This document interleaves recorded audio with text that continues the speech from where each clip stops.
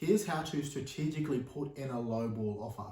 So this is something me and my team do all the time when we identify a property that's a good fit for one of our clients. And this strategy can only work if you identify a property that has these two things in common.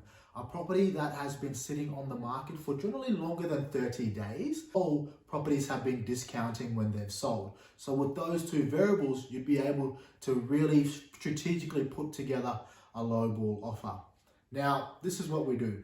Once we've identified what the days on market metric is for that particular property, if it's 30 days or more, we know that there is some potential distress there on the vendor side and they haven't been able to sell the property immediately. So they're gonna be open to a variety of different offers. So we know we have some wiggle room there. And then the second thing is we wanna identify what the average vendor discounting rate is within the suburb for these type of properties. And if it's sitting below 3% on average, let's say, if they're even discounting at all, then we know we can potentially discount a $550,000 purchase down to $533,000 on a 3% vendor discount.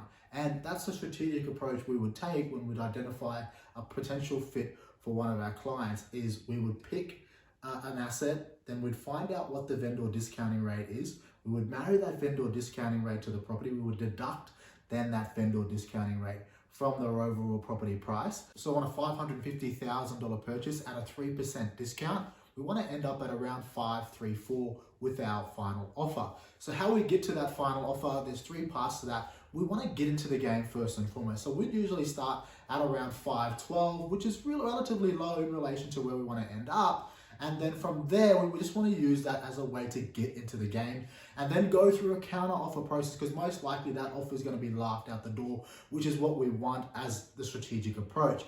And from there, then we're going to make a substantial jump very close to 534 where we want to be. So our second offer would be around 529, and then our final offer would be around 534, which will show an incremental jump. So we want to get into the game, make a large jump, then a small incremental increase, and end up on our final number. So that's a really good strategic approach you can take to lowball an agent on your next offer.